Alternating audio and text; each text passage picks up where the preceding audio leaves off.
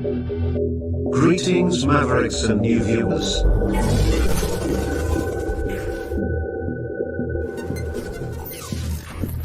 Tonight, direct and live from the Maverick News Network World Studios. This is Maverick News with Rick Walker.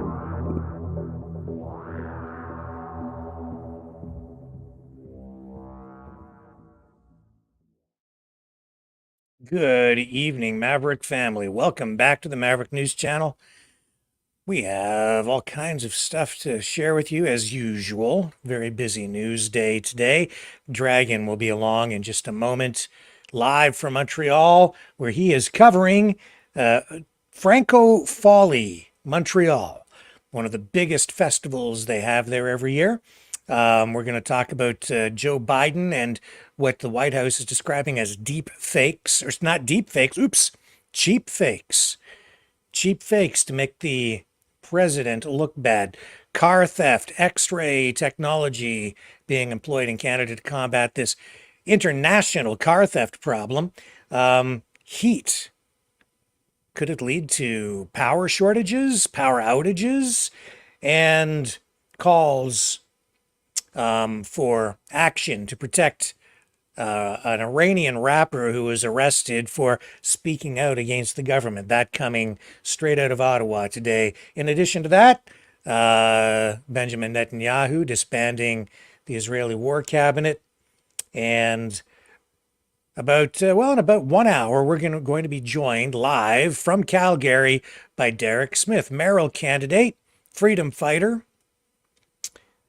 And he's going to talk to us about the Calgary water crisis because, as many of you, I'm sure, are aware, they've had a gigantic water main break there. And as a result, they have a water shortage, and they've as a result, declared a state of local emergency. And that's impacting a lot of things, including the Calgary Stampede. So stay with me. I will be right back after this, and we'll get this show on the road. You know, someone very profoundly once said many years ago that if fascism ever comes to America, it'll come in the name of liberalism.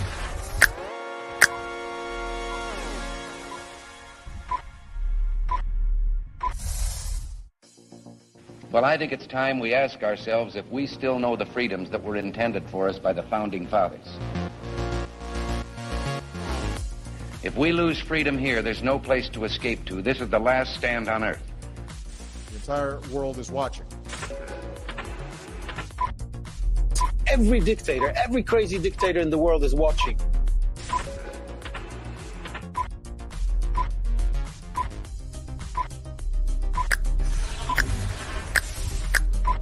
The world is watching.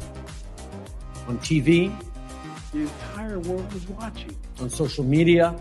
But the entire world is watching, and yes, they are seeing what we have apparently bravely been willing to say that others are thinking. Stand for freedom. Literally stand for freedom. Let's get this done. The entire world is watching. We're at war with the most dangerous enemy that has ever faced mankind in his long climb from the swamp to the stars. Maverick News. Maverick News. Maverick News. Let me have more control of my own destiny. The world is watching.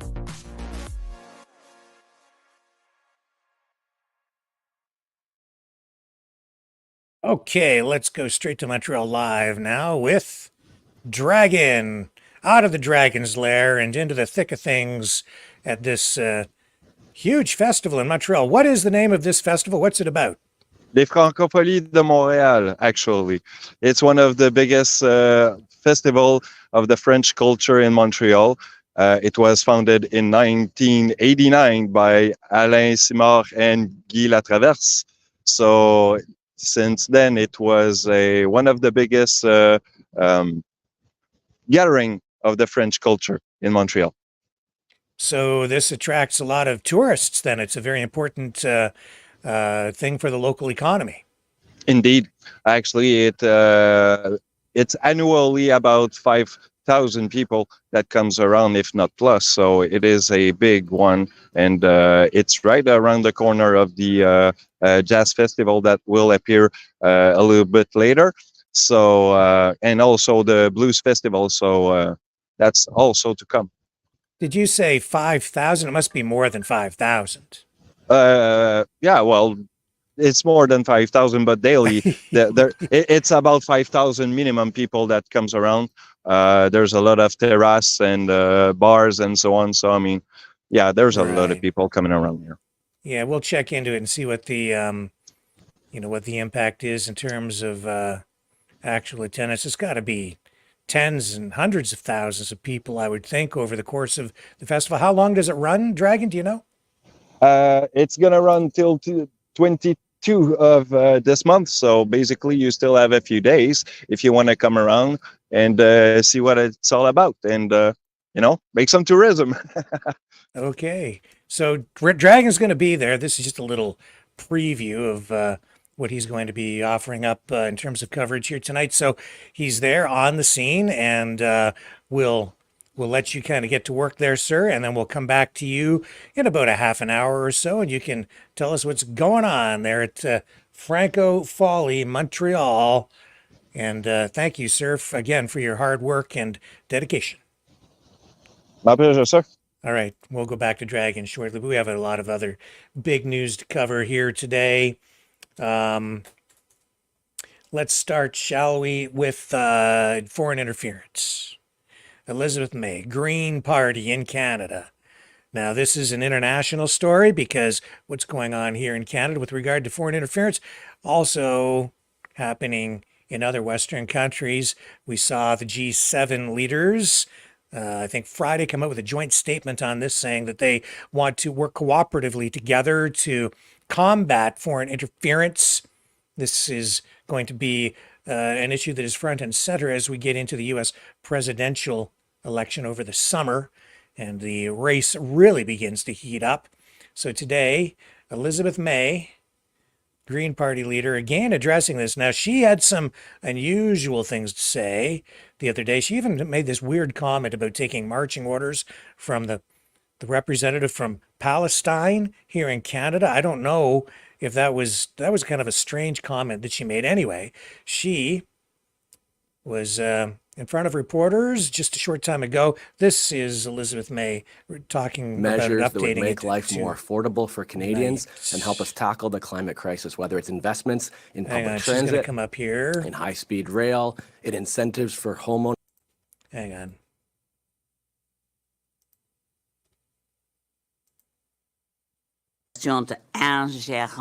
Okay, she's going du gouvernement to étranger.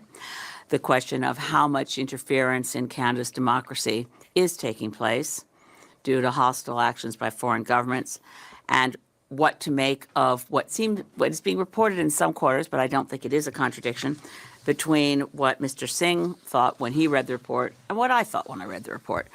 I will just make it clear, the only reason to raise this again is to emphasize how much I believe that leaders of the opposition parties and of Prime Minister and all members of the National Security and Intelligence Committee of Parliamentarians, all of whom have received top secret security clearance and who represent most of the parties in the House of Commons, as well as some senators from independent positions. I think we'll make progress when we can sit down together and discuss it together, such that if there are differences of interpretation, we can get into details and discuss them, which we can't do in news conferences, which we can't do on the floor of the House of Commons without risking trespassing into areas of intelligence that we must respect have to remain top secret. Reading that top secret report, I didn't share this, what the experience is you go into a very small room. Well, it doesn't have to be very small, but it is a secure location. You don't bring your staff, no staff allowed, no cell phones allowed, no electronic devices, no pen, no paper, no note-taking, and obviously you don't take the top secret document out of the room. So it's an exercise that requires some rigor and careful attention to detail, which is why I am concerned about the potential for back and forth between one person in one party saying one thing, another person in another party saying a different thing. We need to be very careful as people in political life that in handling allegations of foreign interference, we put Canada first always and recognize that those who'd like to undermine our democracy would take great pleasure in seeing us chase our tails and keep trying to find names and look for, use the word traitors loosely. I will not do that, but I do appreciate very much the clarification from Mr. Singh's office, which I don't think got as much attention as kind of what I think may have been a misinterpretation of his comments. But this is from a CBC story. A party spokesperson later said that Singh's comments should not be taken as confirming or denying that any parliamentarians cited in the report are currently serving. And that's where I think when you look at what each of us has said about the report, we haven't said different things. Our feeling of if I'm relieved and he's more upset, that's a subjective question. How was he feeling before he read the report? I was plenty alarmed before I got to read the full report. And the greater context that it provided and the information contained within it was really helpful to me. And I don't change anything I already said, so I won't repeat it. But I do think that it will be helpful for all of us as parliamentarians when, and I'd like to say when and not if, the leader of the official opposition seeks his top secret security clearance, reads the report. It's a rigorous process, as I said. You can't bring anything with you. You sit down. It took me 3.5 hours to read it through carefully twice to be able to be sure that what I was saying was correct and didn't in any way infringe on the intelligence operations of Canada's intelligence and security establishment. And I did verify what I was saying would be within those confines before speaking publicly. I, again, am going to be very cautious today, but I think it's important for Canadians to know that we can work together, that we can set partisanship aside, and I hope we can do so as soon as possible. Ms. May, you said in your remarks just now that you think sort of the people who are attempting foreign interference would love to see you chasing your... Isn't that what's happening? Aren't they actually succeeding in what they were trying to do? I hope not. I hope that by returning to the question of, because the appearance was being created through the lack of detail, and I have to say I have nothing, I'm going to repeat it again, the National Security and Intelligence Committee of Parliamentarians have done an extraordinary job. They went through 33,000 pages of intelligence information and produced a report to which members of Parliament from the Conservative Party, the Liberal Party, the Bloc Québécois, the NDP, and independent senators could all agree. And they made it very clear that there's a real threat of foreign interference in our democracy, that MPs across all party lines are being targeted. And they made it very clear that there was, in the public version, they made it clear there's at least one example of someone who's no longer serving in Parliament who proactively engaged with foreign operatives. I think it's really important, and I think the press conference I gave last week helped Canadians feel relieved as well that there is not in the top secret security document an allegation or intelligence to suggest that currently sitting MPs have proactively betrayed their government in the sense, and their country, in the sense of the individual that's referenced on page 26 of what was already a public document. I hope that helps. I do urge my colleagues to be cautious in, I know Mr. Blanchet is going to be reviewing the document. I think it's important to, and this was confirmed as well by comments from the chair of the committee, David McGuinty, who, as I said, the committee's done a terrific job. And David McGuinty said words to the effect of, I think it will behoove us to stop looking for names of individual MPs and focus our attention and our attention and our work collaboratively together. And what David McGuinty described as having an adult conversation, I think that conversation has to happen in a secure location where we all have top secret security clearance and can discuss things with each other without a media lens. I think when we do that, we can continue the work that actually puts in place the kinds of protections we need. We acted quickly to pass Bill C-70. But since a lot of the vulnerabilities that are identified in this intelligence work of where do foreign governments see an opportunity in Canada to interfere in our democracy, are in internal political party rules. And that's a question for all of us as leaders of federal political parties. Could we agree that we want to see our rules tightened up before the 2025 election? Those are like, political parties are basically like private clubs. Our legal status is unincorporated associations. There's not far off sporting clubs, or there are very few we're not a corporation in the sense that political parties can, for instance, contract. So we have chief agents. Anyway, not to dive too deeply into this, but it's our job as political parties to ensure that our internal political party rules are as rigorous as possible to avoid foreign interference. On that issue, can I ask you a quick question? Sure. Just none of the political parties seem very seized with that internal process when it comes to nominations and that kind of stuff. What does that say to you about how seriously they're taking foreign interference? In order to create the opportunity for that adult conversation, I'm working very, very hard to do two things. One is not to reveal anything I've read in the top secret report, and the other is not to take any shots, cheap or reasonable, towards other party leaders. Because if we can create the space for an adult conversation, it would be best not to say, this tells me that I'm not. I think that we all, I think, as increasingly, thanks to the work of the National Security and Intelligence Committee of Parliamentarians, I would say we are all more aware now, more seized with the threat of foreign interference than we were a year ago. And I think probably even more than we were 2 weeks ago. Does that work with political parties have to happen from the parties themselves, or is that something that should be something that all parties have to do through sort of the work of Parliament? Look, the Elections Act has already beefed up things quite a lot. In 2006, when I ran for leader of the Green Party, it was the first leadership contest that had any requirements from the Elections Act to report political donations. Put it the other way, the last leadership race where nobody knew who donated to make sure that the Conservative candidate who won would be successful was the time Stephen Harper was elected leader of the party that he led at that time, which was not yet called the Conservative Party.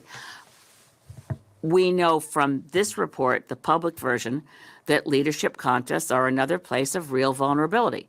We know that there was foreign interference in the most recent Conservative Party leadership race and the one before that.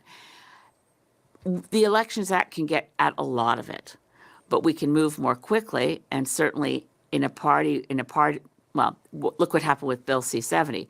When you get parties agreeing, this is important, we need to move quickly, legislation can be adopted. And I have to say, I think we moved a bit too quickly on C-70 because it would have been, I think, good for a number of reasons to have had an opportunity to study it in committee.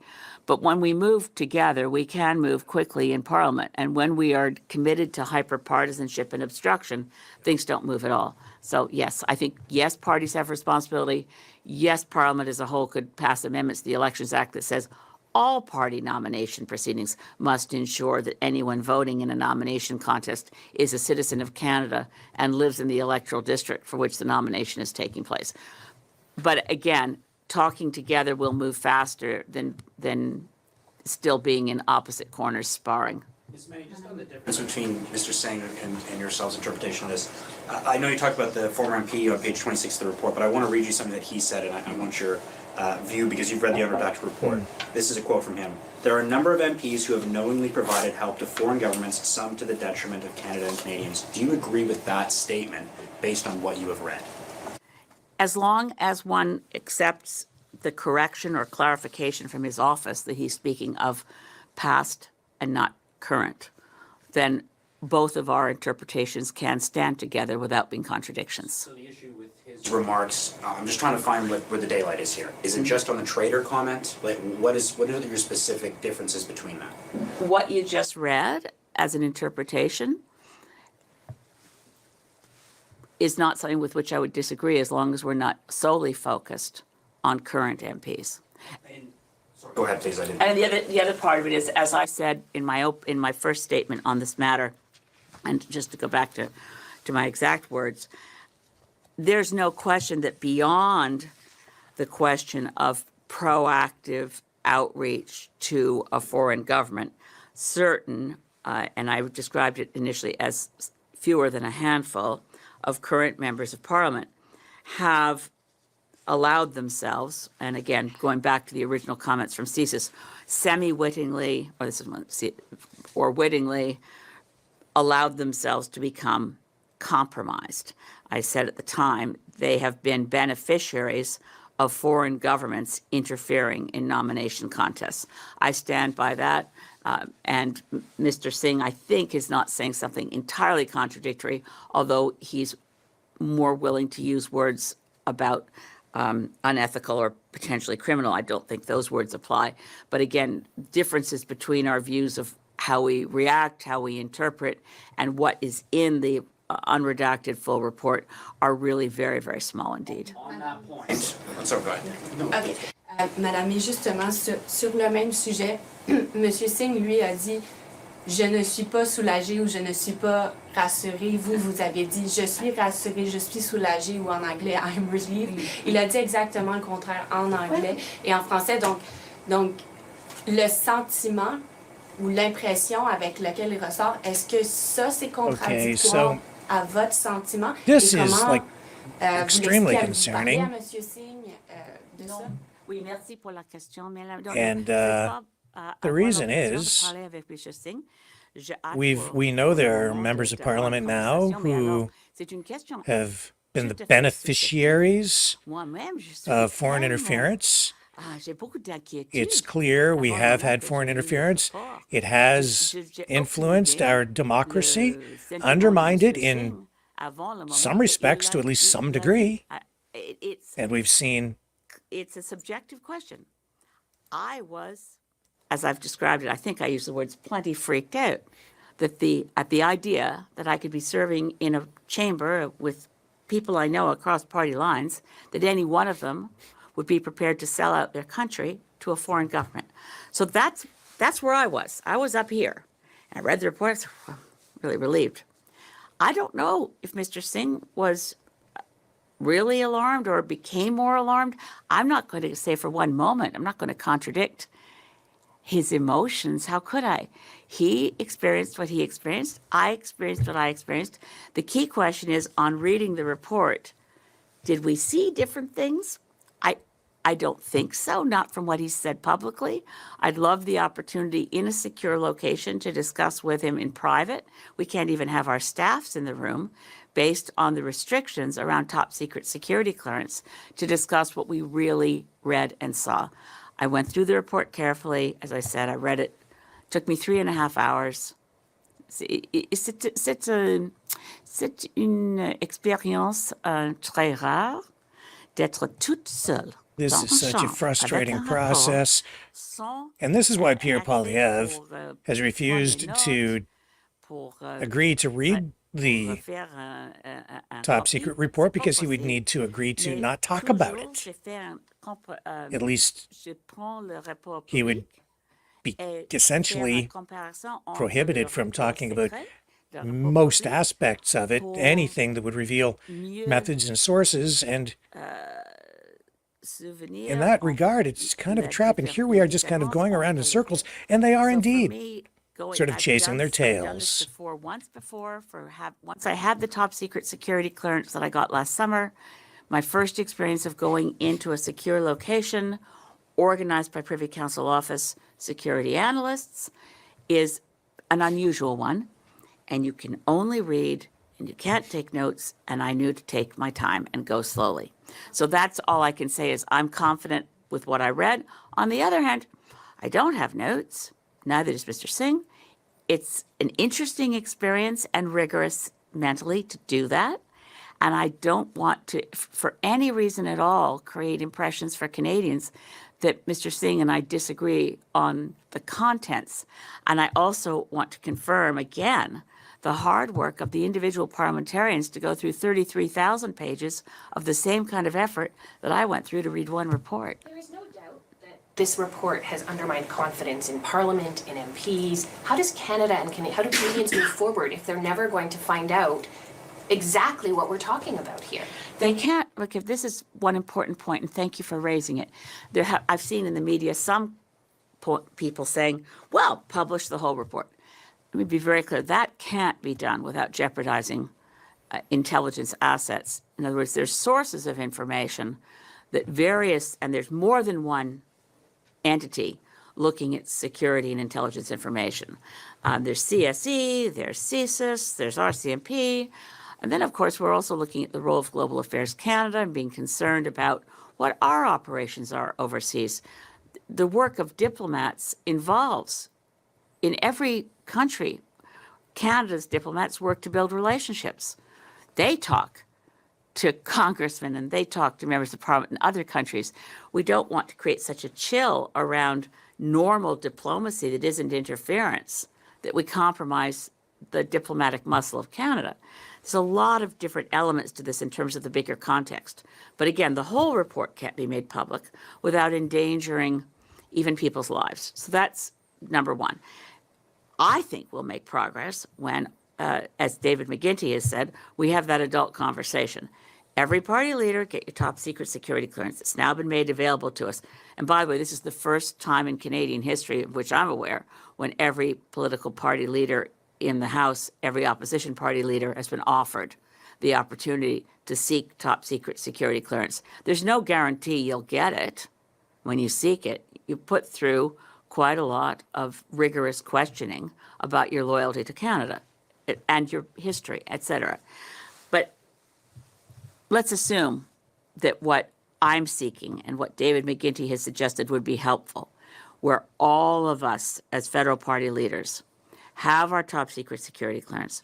We've all read the report under the conditions of rigor that are required, and then privately have a conversation with each other and with our colleagues who are on the National Security and Intelligence Committee of Parliamentarians, and actually discuss what we know, what we don't know, what we can share with Canadians, with the overarching goal of sharing as much as possible to repair damage to the reputation of Parliament, so that Canadians can have confidence that their elected members of Parliament are loyal to Canada first and foremost. And again, we have to take other steps as parliamentarians, and this will be more difficult because there's federal jurisdiction, and then there's what do we do about foreign interference in other orders of government, municipally, provincially, and so on, which are also have been referenced publicly and in the public version of the report. We need to do a lot more to take, and so again, when I say I'm reassured, and I saw my friend Terry Glavin, who's a friend from Vancouver Island, he said, well, I'd said there's nothing to worry about. Let me be really clear, there's a lot to worry about. There's a lot to take seriously. I'm not for 1 minute suggesting that the Green Party doesn't take foreign interference seriously. We take it very seriously indeed. But there's no reason to create an atmosphere of McCarthyism, sort of a witch hunt feeling of which MP can be trusted. I trust my colleagues in Parliament, some of whom should have shown more sense than to accept. But did they know in advance? We don't know. We're still in the semi-wittingly, unwittingly. What did they know when they started seeing busloads of people show up at a nomination meeting? That's a separate question. Did they deliver a quid pro quo to a foreign government to get those busloads of people? Not from anything I've had access to reading. Madam Mayor, can I just ask you? Okay. Just briefly to add, and maybe to give Elizabeth a moment to take a drink of water. I just want to respond. Your question about, well, why not just publish the full unread report? Sorry, that's not what names. I just said, how do we move forward if Canadians don't have confidence and we don't know exactly what we're talking about here? Right. So I think part of the answer to this question is about this is why we elect people in this country, is that we trust folks as elected leaders in this country to take on this important work. And some of those MPs right now potentially stand accused of what some have called treason. So let me get back to this. So in other words, just trust us. No. This is why I will be firmly clear again in saying that I read the full unredacted report. The word treason does not apply to any current sitting MP, at least in the unredacted report of the National Security and Intelligence Committee of Parliamentarians. And they went through 33,000 pages of intelligence information to come to that conclusion. Canadians can have confidence, as I said, at most, a few of our colleagues currently serving are potentially compromised by foreign interference. But there's no information of which I'm aware that suggests what occurred in the one instance, which I still think should be investigated, and that name should be known, and there might be, unless that intelligence information was false, and we always work in our system of justice, it's very important to maintain the presumption of innocence. Anyone accused of a crime must have the opportunity to defend themselves, have due process, et cetera, et cetera. But if, so there's an underscoring the if, what the intelligence information about the former MP described publicly here at, just to make sure I stick to the language used, that a former MP, a particularly concerning case of a then member of parliament maintaining a relationship with a foreign intelligence officer, and again, the source is, according to CSIS, the member of parliament sought to arrange a meeting in a foreign state with a senior intelligence official and also proactively provided the intelligence officer with information provided in confidence. I will say again, clearly having read the full unredacted version of the committee's work, this is a unique example. This is not a general broad brush across anybody but this one individual in terms of that kind of description, of that kind of not just coziness with a foreign government, but willing to sell out Canada and provide information that they had received in confidence, and as a sitting MP at that time, hand it proactively to a foreign intelligence officer. Again, that is not, there's case studies in here, and there are some examples where you say, well, as a group, and this isn't a criticism of any MP, and sometimes when you read a lot suddenly or too quickly, they could conflate. Every single party, numerous MPs have been targets of foreign interference. That doesn't mean they're participating. It means, like Michael Chong, target of a foreign government trying to intimidate them or their family, targets. So again, there's no other example that's even close to the fact set that is provided on page 26 of the report about a former member of parliament, not even close to attaching itself to any current sitting members of parliament. But you're saying, Ms. May, that there are potentially colleagues who are serving with you that are potentially compromised. Do you view, based on the unredacted report, that their behavior is unethical? I know you don't want to say criminal, but unethical. And this is, again, a matter of interpretation and judgment, not disagreeing on the facts as they exist, because I think they're pretty well understood. And certainly the one example that's very public is the case of Han Dong and that his nomination efforts were, according to the public version of this report, that he received significant assistance from the People's Republic of China and their United Front Work Department and so on. It's not at all clear from the public report that he was aware in advance. So you can ask yourself, should someone have known? Then the question of ethics is, I would say, murkier than to make a strong statement of behavior was unethical. Again, potentially compromised?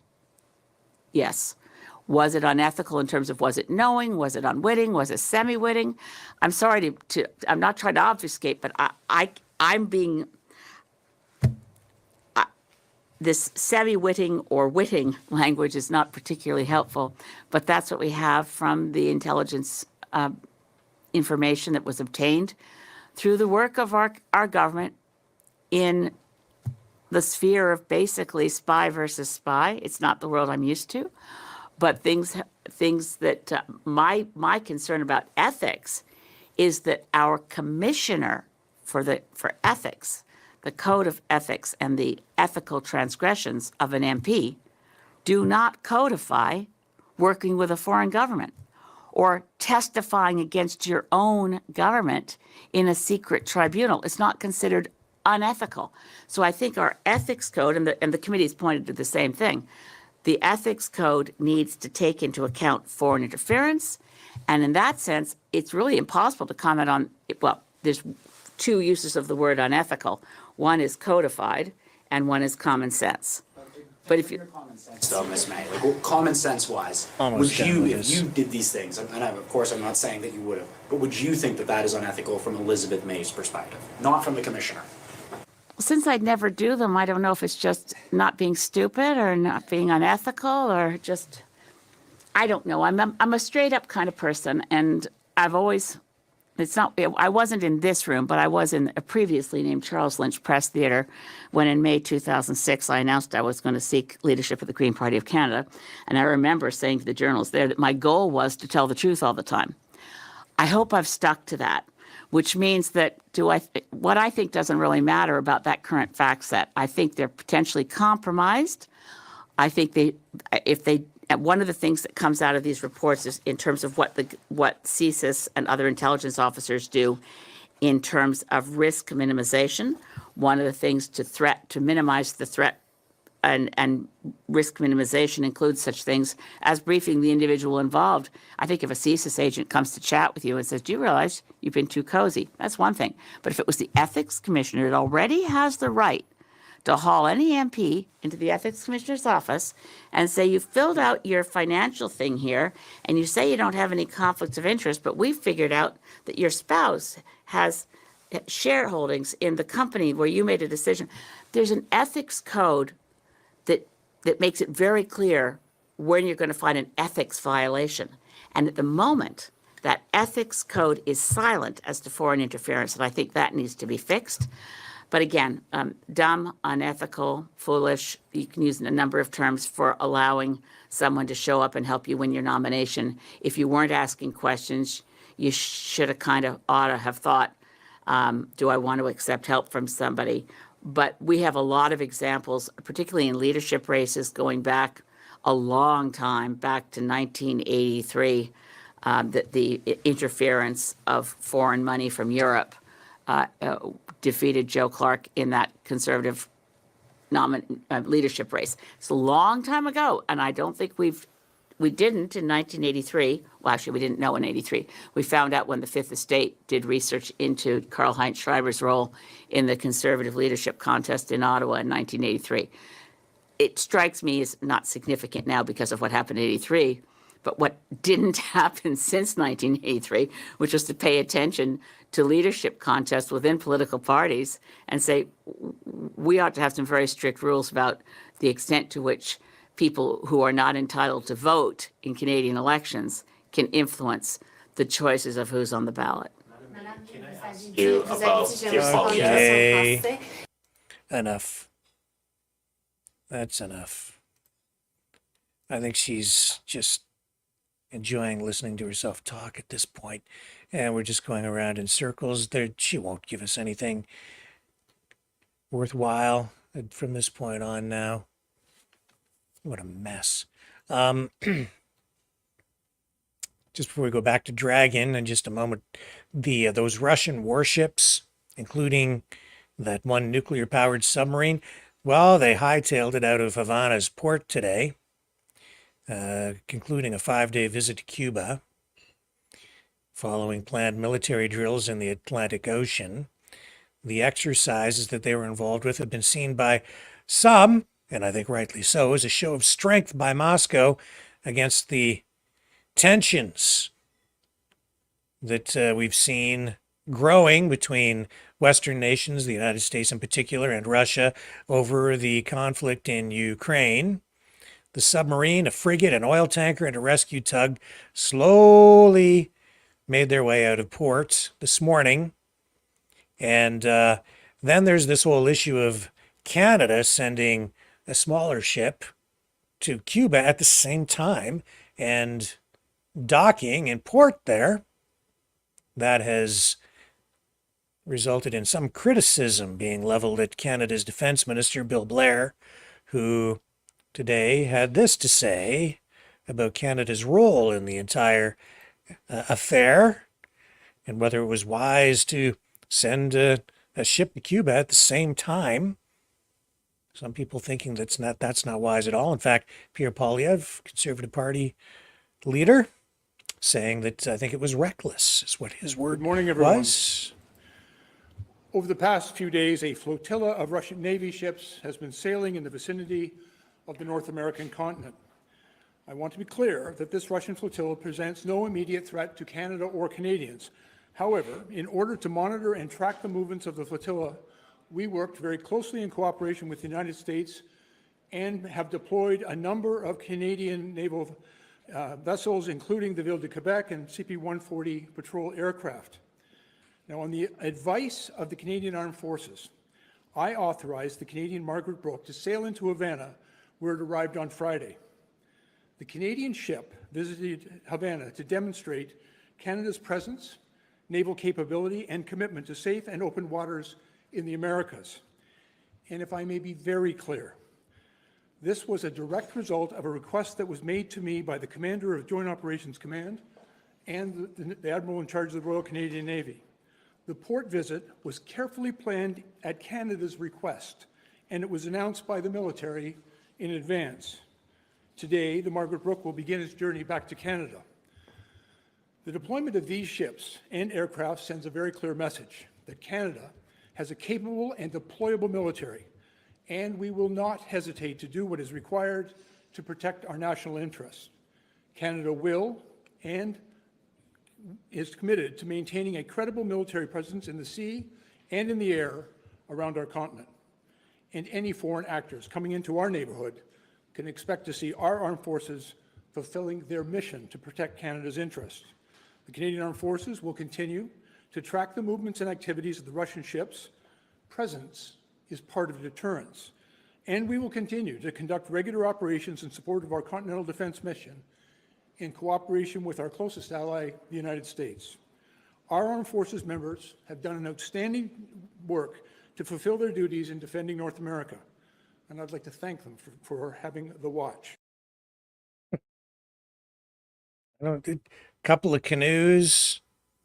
I think we have like a 14-foot fiberglass fishing boat with a 9.9 Johnson outboard on it.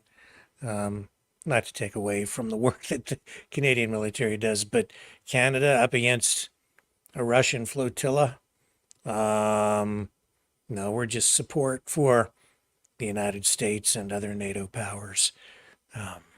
Let's go back to Montreal now and to Dragon. We'll bring him up on the screen here and just get a little more information about this festival that will be taking place over the next few days in Montreal. This is just a preview of things to come. So we're back with you, Dragon. Welcome back, sir. Your microphone's on there now. And yeah, I guess you have a lot of bands that will be appearing there. I don't think there's really any activity there on the stage tonight, if I'm not mistaken. No, there's no band tonight, but there's a lot of people, and as you can see, it's pretty colorful around in Montreal. So right, what I want to highlight actually is how vibrant my city is. And, you know, you guys, the people of Maverick, if you want to come around, well, I'm inviting you with my arms wide open because I love you all.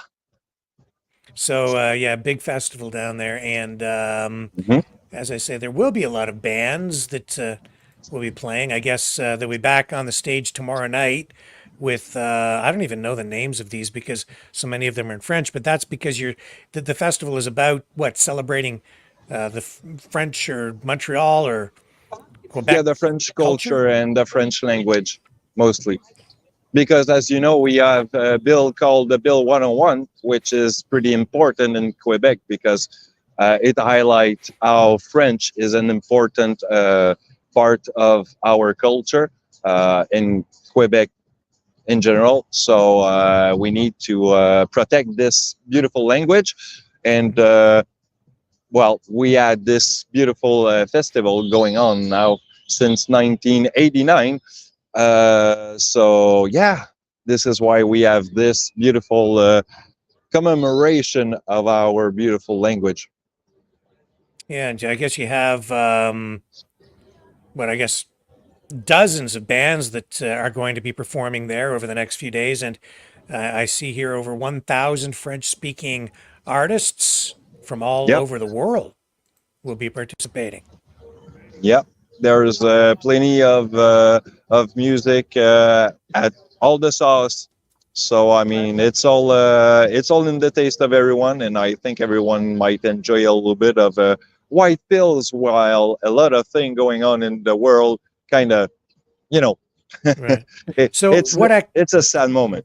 So what activity is going on there tonight? Are there artists on scene tonight? Are there concessions there, or is there very much happening yet? No, there's nothing much tonight. There's no band, but there's a lot of music on terrace. You can have a good beer and a good meal. Around here, there's plenty of restaurant and terrace where you can have some good moments. Are there sidewalk cafes, things like that going Yeah. on? Okay, well, I'll tell you what. Pretty much everything you can find around here.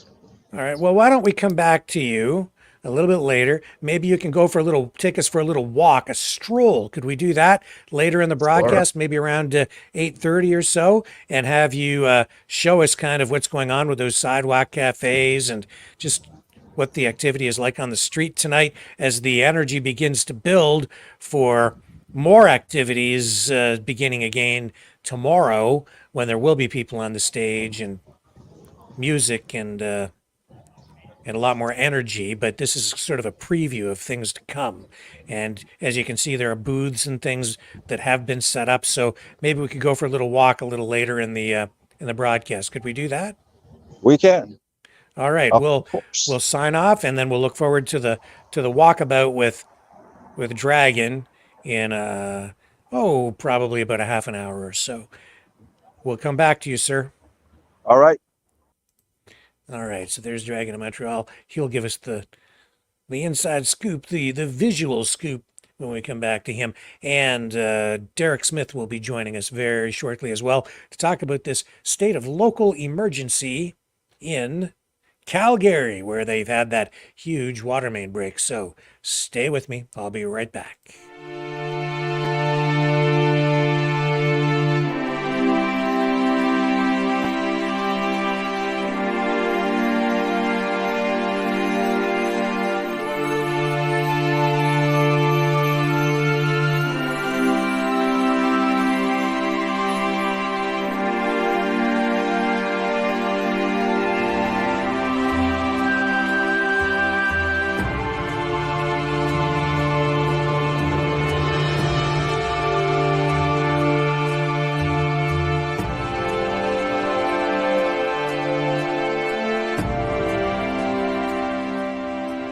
Maverick News. The world is watching.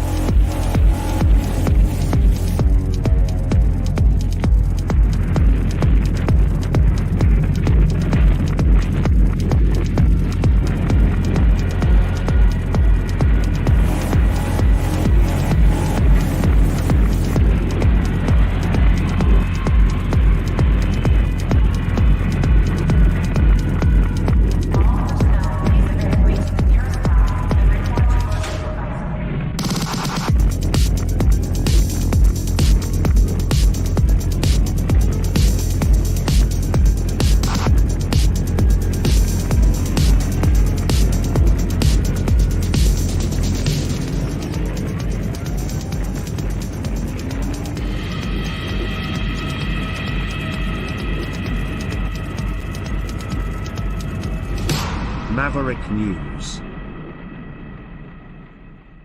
The world is watching. Okay, and just a reminder that if you are in a position to help us here on the show with a donation, you can do that at freedomreporters.com, freedomreporters.com, and or maverickdonations.com.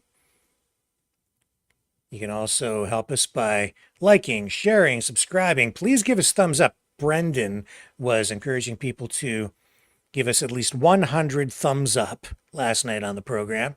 And that would really help us because it really jacks up the algorithm and forces YouTube to push us up in the search engine results. All you have to do is just hit the thumbs up on the video, and that helps boost the video in the search engines. So that's extremely helpful if you could do that. Doesn't cost you a thing, and it helps us out immensely. We got to 97 last night. We would like to get 100 on the YouTube channel, and please share it out.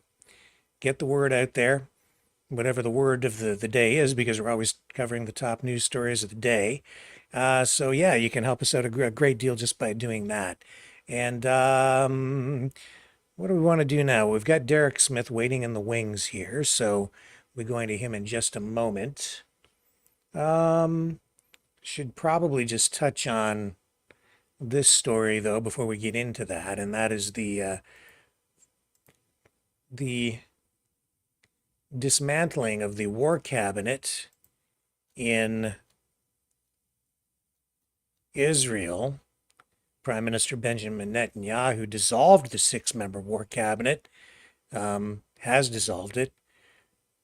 It was a move that was widely expected, and it comes after one of his key rivals, the centrist former general Benny Gantz, quit the emergency government a number of days ago. And then we've had another exodus by some others. Netanyahu has been facing demands from described as ultranationalist ministers in his coalition, including Finance Minister Bezalel Smotrich and National Security Minister Itamar Ben-Gvir, to be included in the war cabinet, a move which would have intensified strains with many other partners, including the United States internationally. So this is a significant development. It shows that there is real strain within Israel politically in the way that the government is handling this crisis, this conflict, this war in Gaza. And it's very polarizing. I've never seen an issue more polarizing than this one. And we've seen as well the whole Israeli military operation kind of stall in Rafah. It seems to be kind of hitting a wall there where they take 2 steps forward and then 3 steps back. And that seems to be because of political forces in play, not just domestically, but internationally as well. I've heard some Israeli pundits and live streamers, influencers, saying that it's really the result of Israel's deep state, rather, and the influence of the Israeli deep state that is stalling Israel's military offensive into Rafah, and it's dragging on, costing lives on the Israeli side. So it's this dissolving of the war cabinet, a very significant event, and I think it will further complicate the Israeli response and Israeli politics in the weeks ahead. So we'll keep an eye on that. Let's go live now to Calgary and bring Derek Smith in. Hello, sir. How are you? Good evening, Rick. How are you? It's great to be here. Thanks for having me back on. Oh, our privilege, as always. And boy, your town has been making international headlines, but not for a good reason. You have this huge water main break. Can you first of all tell people why this is so serious? Well, it's hard to describe, because what I want to start off by saying is that the biggest issue we're having is that while Jody Gondek and while the province or any other city councilor wants to talk about the severity of essentially a water main that contributes 60% of Calgary's water has broken, the biggest issue that I have here is the distrust that has been set amongst our political leaders. We have just come out of a pandemic where we've seen government abuse their authority and essentially lie to citizens for 2 straight years while locking them in their homes, while taking away their freedom of movement, their freedom to go out in public or be with their loved ones on a holiday. So it makes it hard that even in these situations, when you're finding possibly factual claims coming through, to sit back and say, are they telling us the truth? Are they being honest with us? I think that's a bigger issue than the water main altogether.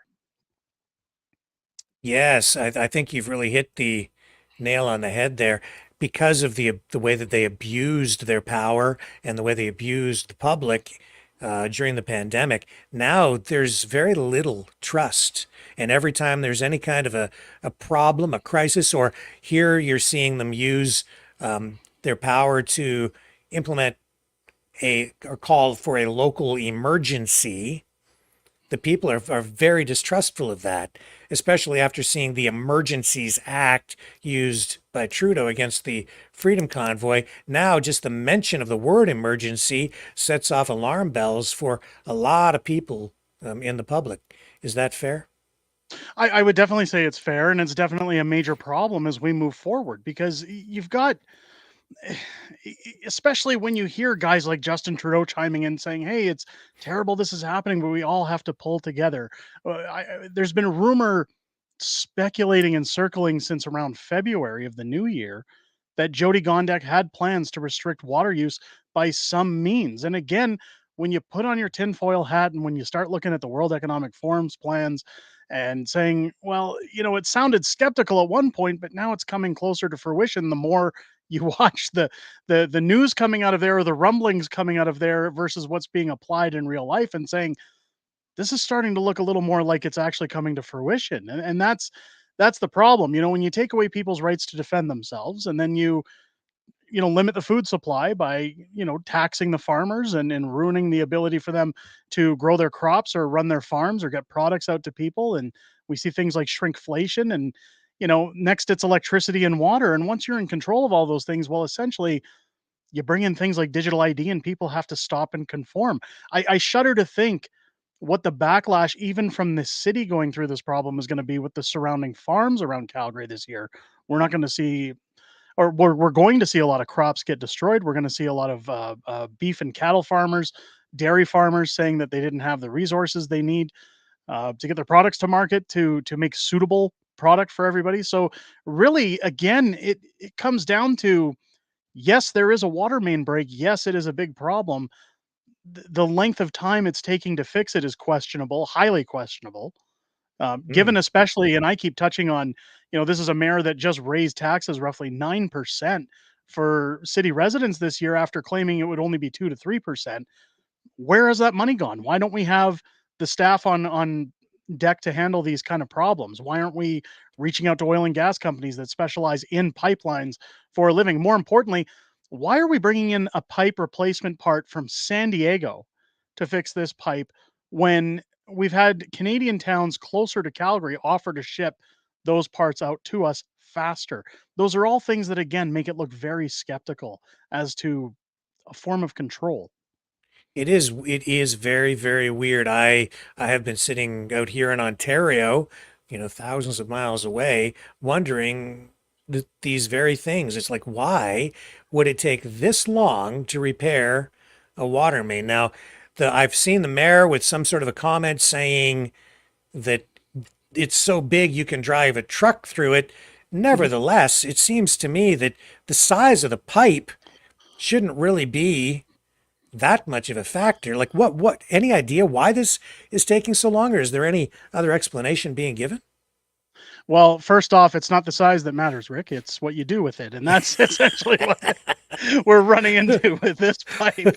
Now, granted, again, for the north end of town, it does bring in 60% of Calgary's water. But what more importantly runs through my mind, and a question again, is somebody who's running for the chair of city council mayor in Calgary, that again, where are our resources? Where's our planning? I keep hearing Jody Gondek saying, well, as we continue to grow, like the city is now talking about permanent water restrictions once this is fixed. And again, that bleeds into, is this all part of the show? Is this all part of the plan? Again, with the rumors that were circulating, but she says, well, the city's continuing to grow and we just don't have the resources to handle that growth. Well, the big question then is, why do we keep expanding? Why are we building? Why aren't we telling people, hey, until we can get caught up, until we can put infrastructure in place, until we can have the means to suit the request to be a part of this wonderful city, we just can't meet those accommodations? I'm at a standstill unless I was physically in City Hall reading the documents. I wouldn't know. And again, some of these arguments could be very valid, especially with the pipe. But pictures have come out of this pipe being held together by wire, showing that it was leaking back in April. That it was supposed to last for 100 years. We've only got 50 out of it. Accidents happen.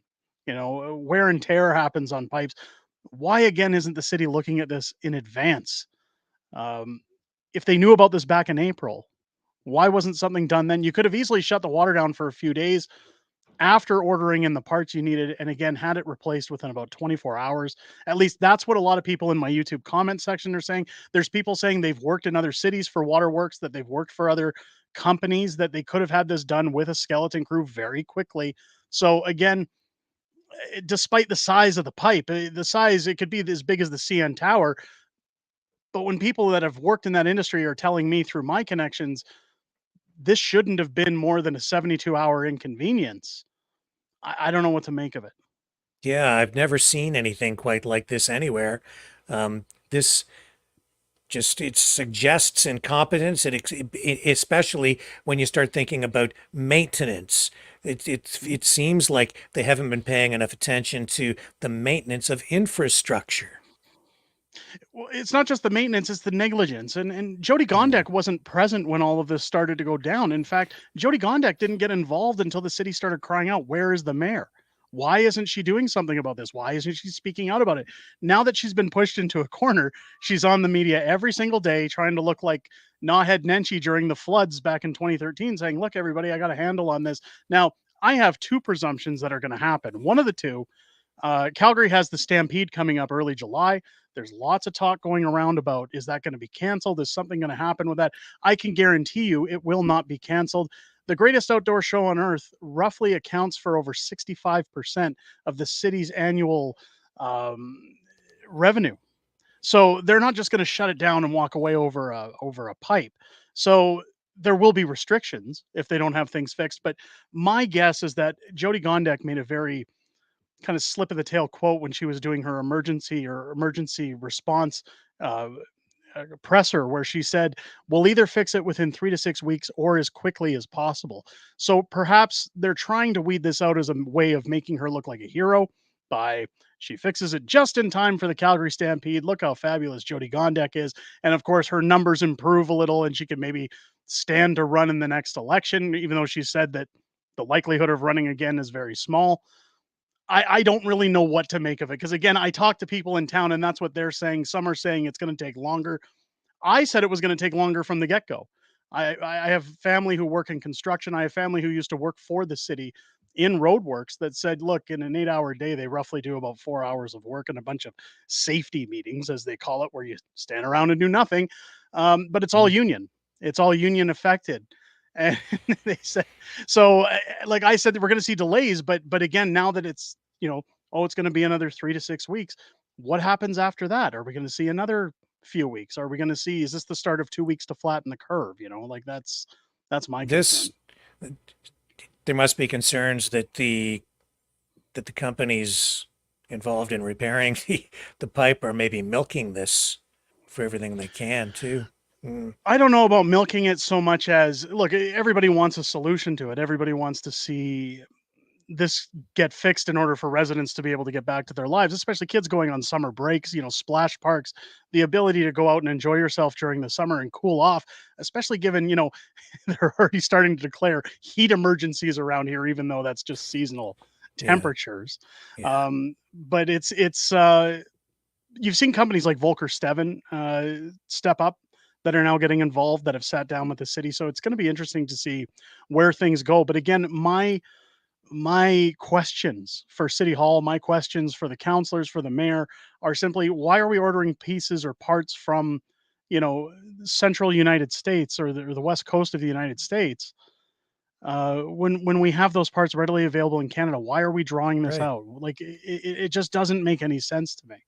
Yeah, it doesn't make sense to me either, frankly. And some of the comments that have come from the mayor also seem almost flippant, like let them eat cheesecake comments. Like she said, if you don't drink water, drink beer. She talked about laundry tourism. which is to say if you're leaving town or whatever, take your laundry with you and do it someplace else.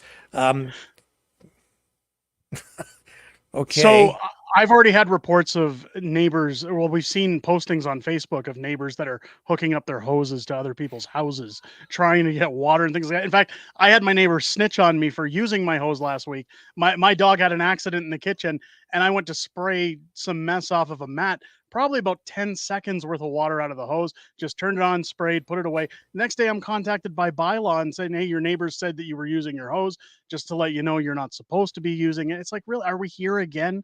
Is this neighbors snitching on each other all over again? Like, we're going back to the crazy times. It's like people have nothing better to do than rat each other out and act like it's the apocalypse. I mean, every store you go to, it's bottled water everywhere right now. And I keep seeing fear mongering on the news saying, hey, all these stores are sold out. Not in the south end of Calgary. Anytime I go anywhere, it's loaded. They have tons of water ready to go. So again, it could be all legitimate.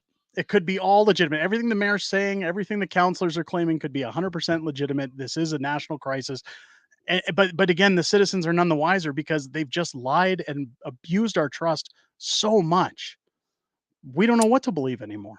Yes, that's exactly it. We don't know what's real. We don't know what's up and what's down. And there's very little trust, if any, left in our public institutions, especially our governments. That's a big, big problem because when you do actually have an emergency, the people don't want to listen anymore. Absolutely. Well, and that again, so I put out a video this morning talking about this, and I asked people, like, is this the blueprint for the next form of lockdown? Is this what we're going to see? Now, I don't like fear mongering on social media. I don't like putting false pretenses in people's minds, but we do have to ask the question. I mean, Marty up north, a good friend of the channel, he tweeted out to one of our city councilors who's poised to run in the next election, Dan McLean. Now, I've often said he's a bit of a fence sitter because he'll always say, you know, he's upset with something, but he waits for outrage. He waits for the city to like the constituents to say something. And then he jumps in and says, yeah, I'm not happy about it either, which is the same case with Marty. He put out a post saying, well, I'm glad to see, you know, all these companies are coming together, that people are doing their part to make things better. Marty up north came out and said, each and every one of you should step down when this is over because you had one job and you failed. And of course, Dan McLean comes back with, well, I'm just as mad as you, Marty. I'm going to have questions too. Where were these questions back in April when we knew the pipe was leaking? Where, like this is again the lack of, I guess, interest or the lack of commitment from our constituents. This is the same reason I threw my hat into the ring to run for council. It's just a bunch of pigs at a trough that want to take their benefits. They just want to bleed the city dry, enjoy the high life. I mean, again, even guys like Dan McLean, I don't think he's a terrible counselor, but he's notorious for being caught calling in a meeting for city council while out golfing with a home developer. I mean, these are the guys that don't take their job seriously at all. And when you run into problems like this, when you run into actual crises like this, I honestly, again, think there could have been faster ways to fix this problem. I'm curious, again, where the province is on this, because we've heard Danielle Smith kind of chime in and just say it's terrible. I know Jody Gondek says that the province has pledged support, but I haven't really seen a firm statement from Danielle Smith about the time that it's taking to fix this. And of course, we have Airdrie's mayor who's telling us that we should all be grateful to have any form of water at all because third world countries don't have it. It reminds me a lot of the parents who say, eat your dinner, you should be glad because kids in Africa are starving. You know, back in the day, it's just unnecessary. And again, it shows the lack of hubris that these representatives have. Yeah. What other challenges are local residents having and how are they responding? I mean, you mentioned the bottled water. Are there actual homes with no water at all? So I've heard up in Bowness in the north end of town where the actual water main is that people were getting brown water, that they've had to boil their water. So again, I'm under the impression they have none. I'm not 100% certain on that. Again, I see a million different things on like Facebook groups and whatnot saying that, you know, some people have water, some people are boiling water. Essentially what's happened right now is there's two main water sources out of Calgary. You've got this one pipe that comes in from the west end of town into the north from the mountains, and then you've got the Glenmore Reservoir, which is essentially compensating right now for all of the water that is necessary in the city, which is where the mayor again is asking everybody to reduce. Although I have to point out that anytime you see the mayor on camera, I mean, her hair looks well kept. It looks like she's got clean clothes on. She doesn't look like she's, not smelling of odor like Naheed Nenshi said, let's all smell together. So I'm willing to bet. I would be very curious to see Jody Gondek's water bill at the end of the month, because I'm willing to bet her consumption has not waned in the least. Again, rules for thee, not for me. I just find it total hypocrisy when some residents are without water to tell them, keep reducing, keep doing your part. I'm going to continue dressing up and going on camera and looking my best. Well, you guys should. And the biggest flaw of all that was she told people today or over the weekend, stay home and work from home, which again, back to the pandemic, don't go to work from home, because then you can stink all you like. That makes no sense. I don't get it, but this is the clown world we're in right now. I guess that seems to be their go-to response to every problem that arises, right? It's like, just stay home, lock down. I'm surprised they haven't encouraged people to start masking up again. Well, it's attuned to, look, the questions I often ask when you look at Gen X and you look at even some of the younger millennials, some of them are still a little hardened that they can get through tough times. But when you get to Gen Z and this new age of participation awards for everything and pats on the back even when you lose and things like that, the problem is you're not teaching anybody that there are tough times ahead. And you get this generation of softies that it's, my mental health isn't good today because my boyfriend dumped me, so I'm not going to go to my job for a week. I'll take a week, I'll have personal days, it's akin to being, everybody stay home. I'll tell you right now, when I was growing up in Winnipeg as a kid in the 80s, like, Winnipeg gets darn cold in the middle of winter, and like a minus 35 with a minus 40 wind chill. And they never canceled school. They never, shut the doors. It was always, look, unless, people are getting frostbite in less than 5 seconds, you're coming to school. They didn't go easy on us. And I think it's for the better, because you build a generation of people that are prepared for tough times, that make do with what they have. This whole lockdown, every time something bad happens, I don't know where we're headed in the future. And it makes me feel old to say that, because, it's all those darn kids that are, pushing back, but it really just says a lot about our current government and our system, that anytime something goes awry, the answer is to stay in your house and lock up and don't talk to anybody, don't see anybody, stay on the internet, no connections.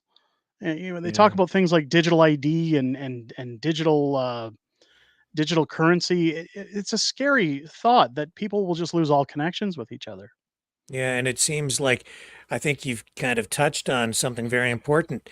This will provide almost justification or a reason for the mayor and her followers to impose ongoing water restrictions in the future.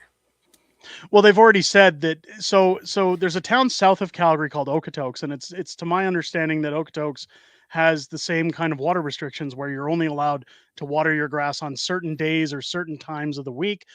Essentially, that's what Jody Gondek's talking about in the future, is that, well, if it's sprinkler use during certain hours of the day or certain days of the week, that much like a garbage cycle, it's more beneficial.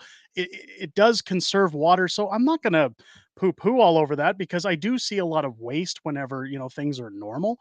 However, my concern again is, where do you trust the government? Because that's how it starts, is just give us this little bit of power and we promise not to abuse it. And then everybody says, well, what you're saying sounds reasonable. And you give them that power, and then they go full bore with it. And all of a sudden say, well, these people, these bad apples, they didn't listen to the rules. So now we're going to have to increase it tenfold, make your life more difficult. We saw it during the pandemic. We're just going to ask everybody to stand 6 feet apart. Then it was, now we're going to ask you to stand 6 feet apart with masks. Then it was, now we're going to ask you not to go to restaurants or movie theaters. And, you can only go to big box stores and stand elbow to elbow with each other, but not, spread apart in a restaurant or a movie theater. It was just hypocrisy at its finest. And are you concerned about what impact this will have on the local budget? I understand that this has cost the city at least $500,000 so far, and the numbers keep climbing. The problem with any budget is that anytime you incur these costs, and again, my question is where's the money that we paid on the increase this year in taxes? But it's going to justify an even higher or larger tax increase next year, I believe. This city, and I've said it a million times before, whether it's Gondek, Dan McLean, Drew Farrell, any of the councillors around Calgary, they have a spending problem. It's not a financial problem. When you look at roadways that are in need of tending, whether it's our Deerfoot Trail Highway around the city, whether it's Stony Trail on the outside, our downtown roads that all have potholes on them that haven't been touched. But the mayor goes out and gets a $2 million sculpture on the Stampede grounds because, well, the artwork is more important. I mean, that's where you start looking at things saying money needs to be allocated to better places in order to provide for a growing city than making it look pretty and nice. I like having a gorgeous town to live in, but Calgary has a natural beauty about it. And I don't think you need to invest in all these artwork pieces that are coming from overseas, from expensive contractors, when again, you could be focusing on infrastructure. You could be focusing on making your roadways better, things better for your actual citizens. But where that's going to reflect is next year, they're going to say, we're all getting our raises, self appointed as always. We're going to increase taxes because of that pesky water main break. Oh, and we're also going to go get this new artwork. We're going to, expand the Green Line LRT project, even though it's massively out of budget. And they'll probably make some other stupid decisions along the way as well, and increase people taxes again, a very significant chunk. I can almost guarantee it at this point because that's the way government behaves now. Nobody's responsible when it comes to money. It's just spend, spend, spend, and if we run into a roadblock, we just tax more. Yeah, in fact, I know that there have been multiple water main breaks in Calgary over the past year, and this is, I guess, the result of aging infrastructure, neglect, as you pointed out before, and growth, because Alberta is, I think, Canada's fastest growing province. It's not only the fastest growing province, but Calgary is one of the most widely spread out landmass cities in North America, per volume. And the biggest problem with that, again, I know a lot of houses in Calgary, they focus on, as big of a lot size as possible. I know newer neighborhoods now tend to try to build as close as they can by regulation to try and conserve some of that land use. But when you have people, I think they said statistically, 63% of people who left British Columbia last year came to Calgary, not just Alberta. So when a city is growing as rapidly as Calgary is, you have to have things in place in terms of infrastructure. You have to have future planning at heart to say, where are all these people going to live? What is our waterways going to handle? What's our garbage pickup going to look like? Are we going to be able to generate enough electricity to provide for all of these people without roaming blackouts? It's basic planning. And if the problem in this city is that they're always going to be worried about home developers and their bonuses and making sure that everybody who runs a business who's tied to the city is profitable, the only people who are going to suffer are those who are moving to the city and the residents who have been here for a long time. You can't do that anymore. And that's, again, part of the reason I'm throwing my hat into the ring, is to say, at some point in time, you got to be responsible and put the brakes on and say, guys, I'm glad you want to come here. I'm glad that you want to have a future in Calgary, and we're prepared to give you one, but we got to take care of our problems first, and we have to be responsible. Do you think this will have an impact on investment in the city as businesses look at this, and especially industry? I think absolutely. I know there's a concern every year with flooding again coming in from the mountains, much like we saw in 2013. I mean, that was a catastrophic flood. But what you're going to see on business isn't so much the fact that a water main broke, but again, the politics that surround the city.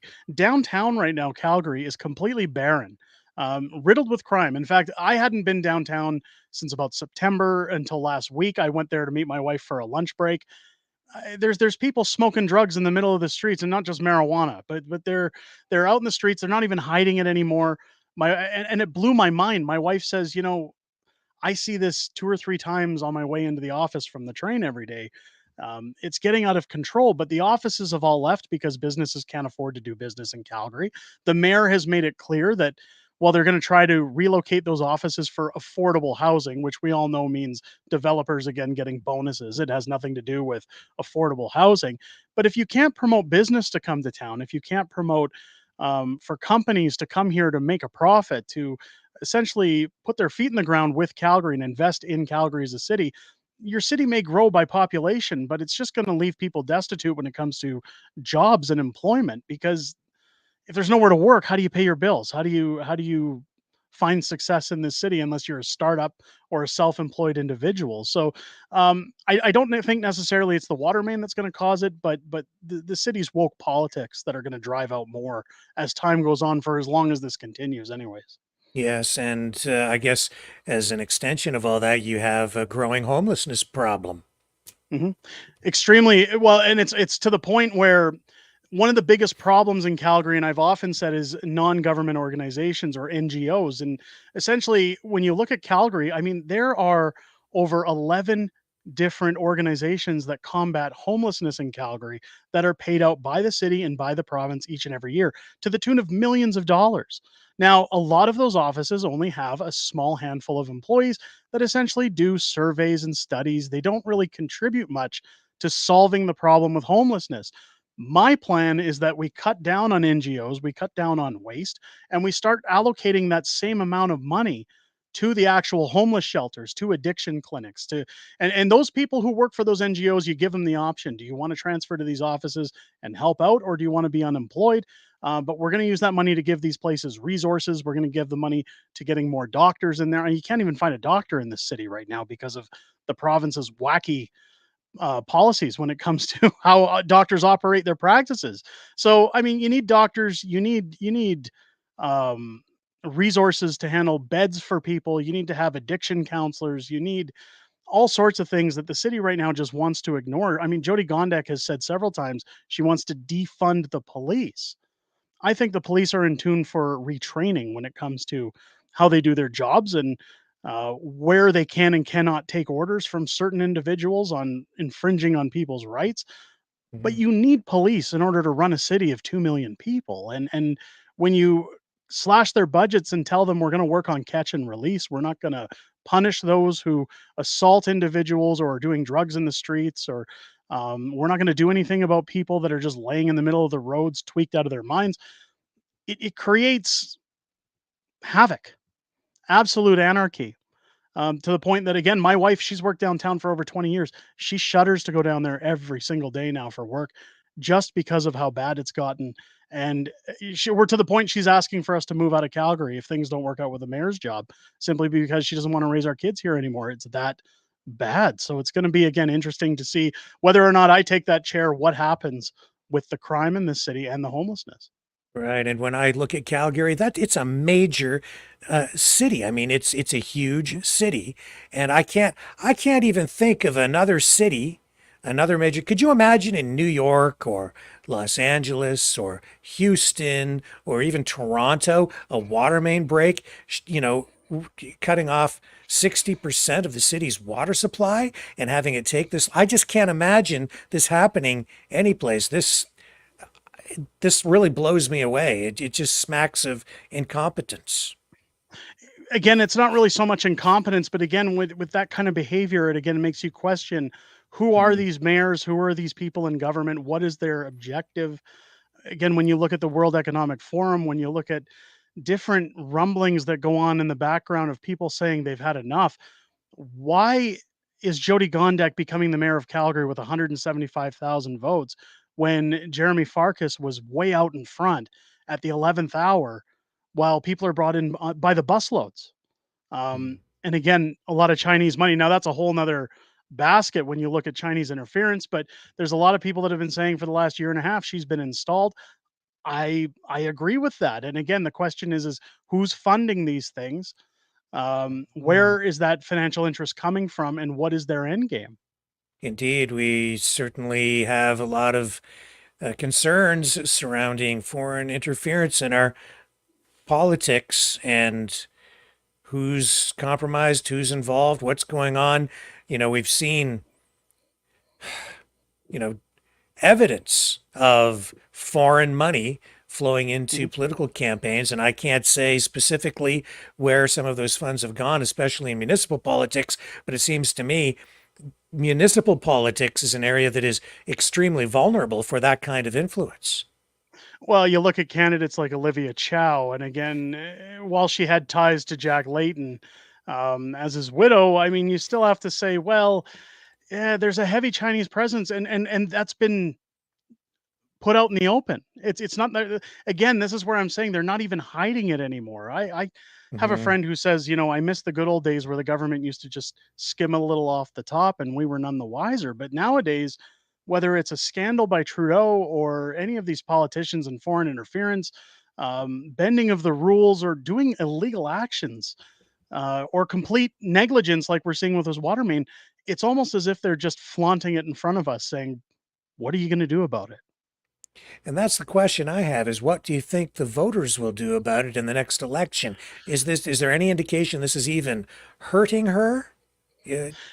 That's a good question, and I'll tell you, part of the struggle, again, even on my end, is that, you know, a lot of people who watch YouTube on my channel or other channels, again, where I make appearances like this one, often say, you know, I want to see Derek run. I think he's got what it takes. But then it comes time to actually get things together. So, like, I'm having a huge uphill battle right now, just getting volunteers together on a list. I've put out an email address several times through streams, through videos saying, we need people in Calgary who want to volunteer, so get on board. I'll put you on a list. We'll let everybody know in the new year once we're on the ballot. This is the time to make change. But the list is very small, and it's again, people say they want change, but it's the action to actually get up and make that change. I just don't see it. So I'm not sure where that's going to head into our elections. I know in Calgary, they say roughly 60% of eligible voters in Calgary don't vote in municipal elections. So without that 60% or a large chunk of them, I don't know if we're ever going to see change for as long as people want to complain about the results but do nothing in the process. So I mean, your guess is as good as mine. Yeah, we see it time and again where people cry for change and then don't actually get involved in the process. When is the Mhm. next municipal election? It's slated for October 2025, so right around the time that we're supposed to see our next federal election as well. So again, things are going to get interesting.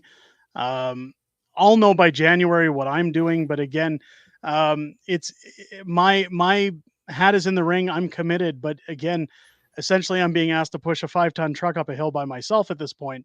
So if we don't get the help, if we don't get the volunteers, if we don't lock down fundraising, I want to run, but it's just not possible at that point. So Mhm. I'm hoping to continue my run, and we'll see where it goes in the future. But you know, October next year is a long ways away, and a lot can change before then. So we'll see. Yeah, and I guess you are up against a lot because some of these other candidates, including the mayor, have actually in the background big political machines behind them. Even though Yeah. it's, municipal politics, there is to some degree, a large degree, even party politics in play. Well, and that's part of the issue is that they brought out the ability, or they wanted people to have the right to declare who they side with in terms of politics in a municipal election in Calgary, which really brings partisan politics into play. You've got guys like this Dan McLean again that want to run. I know for a fact he's very closely tied to Pierre Poilievre's brother, which means he knows the whole Poilievre family. So even if I run against the guy, and I'm not saying again that he's a bad choice for mayor, it's just that you're going to get typical government style politics from him, versus a citizen that actually wants to change things. But he's going to have essentially endless resources through the Poilievres as to, you know, volunteers, capital, any kind of fundraising. He can do it without breaking a sweat. So it's really going to be interesting to see where that goes now that they're trying to instill that political identity into civic politics. But again, time will tell, I guess, as we get closer to next October. Okay. Well, Derek, is there anything you think we might have missed or that you would like to add tonight? No, just I mean, everybody keep their eyes open. Our newest book's launching in a couple of weeks, so I'm looking forward to that. Just Axe the Tax. It's a spoof on Dr. Seuss's Green Eggs and Ham, and I'm looking forward. It's going to be our final book by the looks of it for at least the next indefinite future. So I hope everybody enjoys it. I hope everybody grabs a copy of our final project and really has a good laugh at it. We've been working hard on this one, so I think it'll Right. really set the tone for people going into the next election. And just in case people don't know what you're talking about, I'm sure that everybody here does, but just in case we have some new viewers in the house tonight, Unacceptable Fringe, you've published a number of books, including How the Prime Minister Stole Freedom. And what are the other books that you've got out there? One Face, Two Face, Black Face, Blue Face, Hold the Line, The Battle of Tamara Leach. We have How the Prime Minister Broke Canada. And now, of course, Just Axe the Tax is on its way out later, early July. So I'm looking forward to that one. I think it's going to be good. Yeah, me too. And those other books are available, I think, on Amazon, correct? That's correct. Yeah, you can find them on Amazon. And we'll have you back in a couple of weeks to talk about your newest book when it finally launches. Excellent. Thanks for having me on, Rick. Appreciate it. My pleasure. And just one last thing. How can people find you or contact you if they want to help you and provide support? If people want to jump on board when it comes to the mayoral election, again, they can email me at unacceptablemayor@gmail.com. They can send an email there. Now, again, I'm not replying to those emails. All they have to do is just say, I'm interested in volunteering. Those email addresses will be added to a mailer. And then when we're ready to get volunteers together, we'll get it out. I thought Unacceptable Mayor would be the best thing for people to remember. So, okay. Unacceptable Mayor at what was it? At what? At gmail.com. Gmail.com. That is beautiful. I love that. Great. There it is. There you go. Unacceptablemayor@gmail.com. Derek Smith, thank you so much, sir, for spending the time here with us tonight. We'll reconnect in a couple of weeks. Absolutely. Thanks again for having me, Rick. Have a good show. Okay. Take care. Okay, folks, we'll be back in just a moment. We'll go back to Dragon in Montreal, and we'll resume with our other coverage of today's top news stories. Don't go away.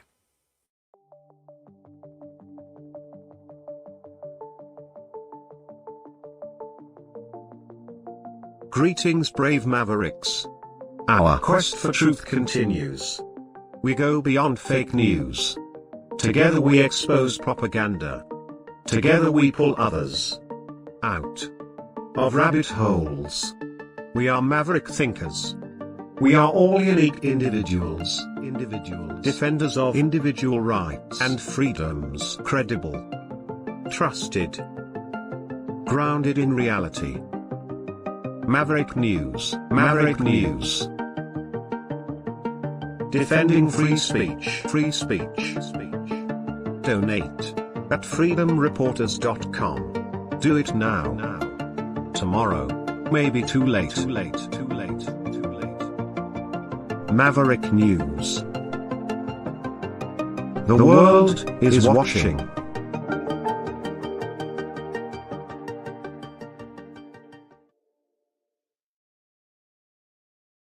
And in just a moment, we'll share a story with you about government possibly getting ready to setting the stage for what might be power restrictions.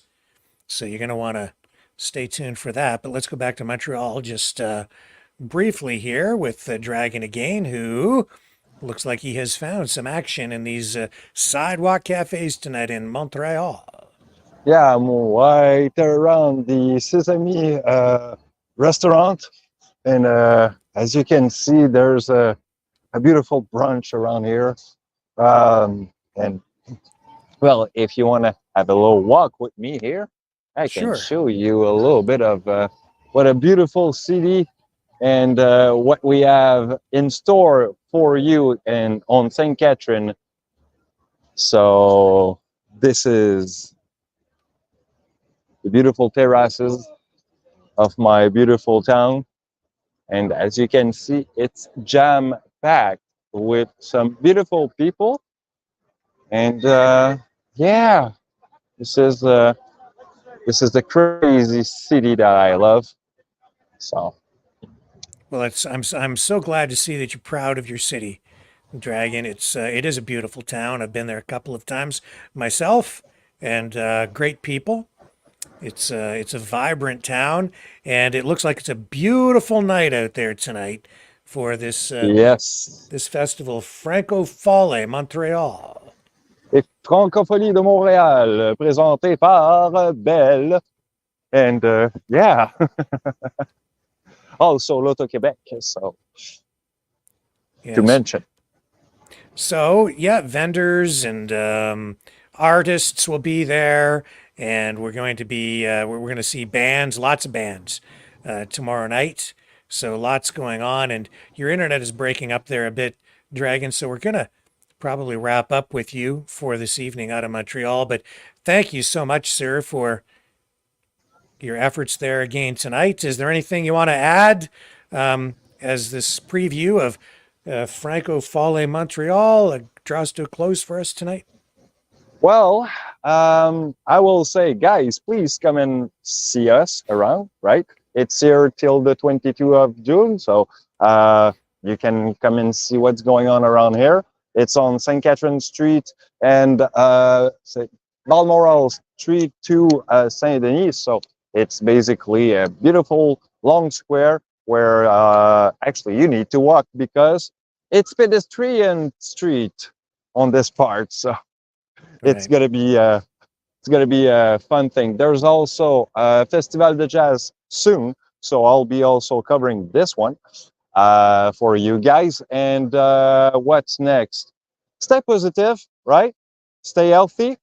Take a walk sometime, and don't forget to, push that like button, huh? Please, we Thumbs need up. 100. We need a 100 and more than that, please. Come on, guys. We're Mavericks. All right, thank you, Dragon. I'll let you My go, pleasure. sir, and we'll connect later on. Take care. Love you guys. Have a good one. Okay, Dragon, out of the lair and out onto the streets of Montreal tonight at Franco Folle Montreal. And my French accent is terrible. Okay, so this other story that I just teed up for you. Yeah, you talk about fear.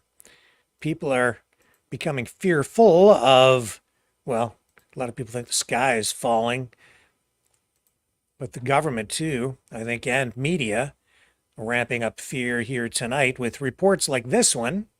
This is Global News talking about, could the heat wave cause power outages? How Canadians can prepare.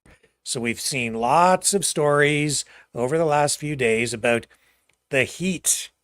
And as Derek Smith pointed out, it's seasonal. It gets hot in the summer, but there are some media reports out there saying that there's a heat dome, in place, causing an intense heat wave in parts of Canada and the U.S. And as a result, we're seeing increased pressure on the infrastructure, the electricity systems nationwide, and Environment Canada is issuing heat warnings and saying that in many places it's getting dangerously hot and humid. And now we're getting these reports saying that as demand for electricity increases because of air conditioning, to deal with the heat, we may be seeing power restrictions, maybe brownouts in some areas, and as a result, that is also undermining confidence in our public institutions, in government, making people fearful of what the government is actually going to end up doing and how they'll respond to this. Hydro-Quebec, which provides power to 4.4 million people, it says right here in this article in the province that heat waves don't have a big impact on its equipment or grid, and that they have contingency plans there. So that's up, where Dragon is. But out in Western Canada in past years, we've seen calls for people to not charge their electric vehicles during periods like this because the infrastructure couldn't handle the increased demand at peak times. So this is, I'd say, a prelude of things to come in the weeks ahead as we get into the hottest period of the season. This is just, as I say, is this, what do they call it, foreshadowing of what's really going to come? Could it cause power outages? This also raises other questions about electric vehicles. If the system, if the grid can't handle the current power load, how do they really expect people to convert all of their vehicles to electricity and charge them and have this this electrification of our systems of mobility, our transportation systems, our cars, our trucks, converted to electricity when they can't supply enough or can barely supply enough to keep society functioning during the hottest months of the year, the summer. Oh, it's summer. Everybody has to shut off their air conditioning or turn off their all other appliances. Don't charge your electric car. So I guess, again, as Derek talked about, stay home. Don't go to work. Stay home. Work from home. Lock down. Maybe that's what we're looking at in the weeks ahead. It'll vary from community to community, but again, you're seeing the headlines. I think that's just a taste of what lies ahead. And then there's human rights issues. Front and center in Ottawa today, where we saw representatives from the Iranian Justice Collective urge the Canadian government to sanction Iranian officials involved in the prosecution and death sentence of a rapper. He was arrested 2 years ago for releasing music critical of the Islamic Republic in Iran. So today, the members of this organization addressed reporters during a news conference in Ottawa. Let me bring this up for you.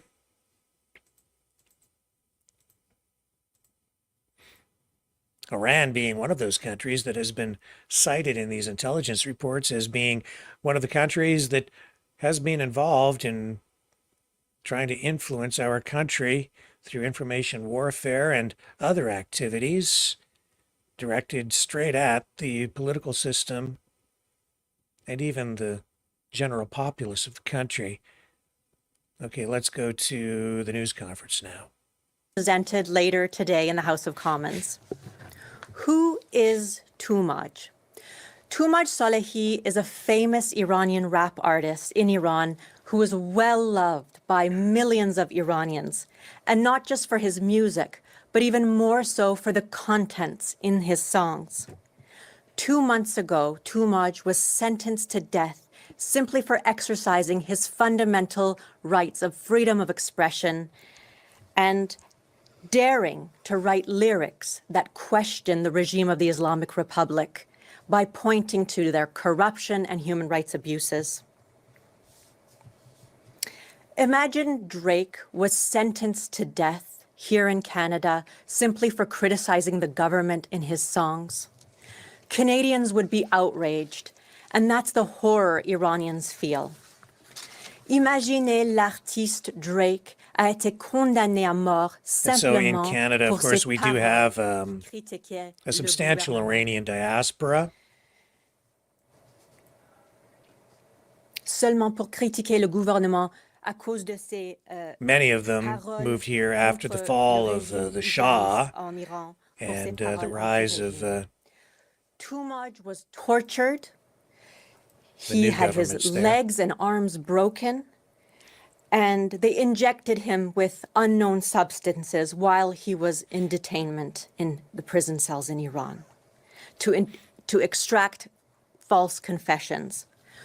We want Tumaj Salehi's name to echo through the halls of Parliament and reverberate in each and every one of the parliamentarians here.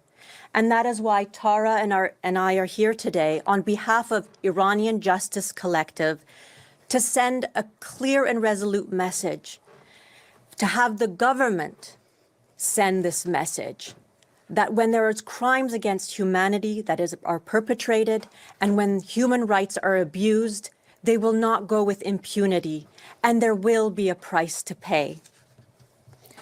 Nous voulons que le gouvernement canadien. Okay, so we will hopefully be able to follow that story in the weeks ahead and keep you updated on that. Let's go to the White House now. John Kirby talking about a variety of issues from Gaza to what's going on with efforts to keep shipping lanes open and the Houthis. Let's bring this up.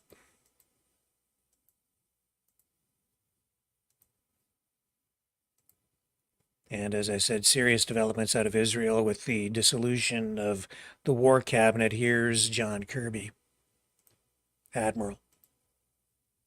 Oh, hang on. Here we go. He's talking about the Houthis and the Now, a few maritime days attacks. ago, the Houthis attacked the Liberian-flagged, Greek-owned, and operated bulk cargo carrier merchant vessel Tudor, killing a crew member who hailed from the Philippines. The Tudor had just completed a port call in Russia and was bound for Egypt. She had nothing whatsoever, nothing, to do with the conflict in Gaza. They also attacked the Palawan-flagged, Ukrainian-owned, Polish-operated motor vessel Verbena, critically wounding a crew member from Sri Lanka. The Verbena had previously stopped in China, then Thailand, and was on her way to Italy. She, too, had nothing whatsoever to do with the conflict in Gaza. So just think about that for a hot minute or two.